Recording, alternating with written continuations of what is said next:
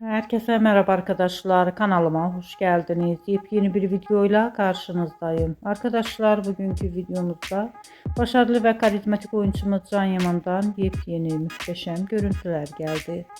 Can Yaman'ın farklı özel paylaşımlarını sizler için YouTube kanalımda video halinde sunuyorum arkadaşlar.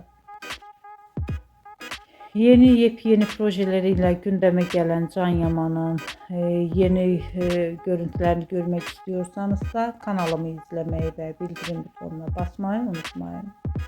Şimdilik benden bu kadar olsun arkadaşlar. Yeni videomuzda görüşmek üzere.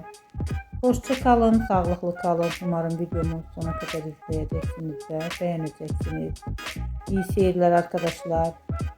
Yepyeni videolarımla sizlerle olacağım. Hoşça kalın.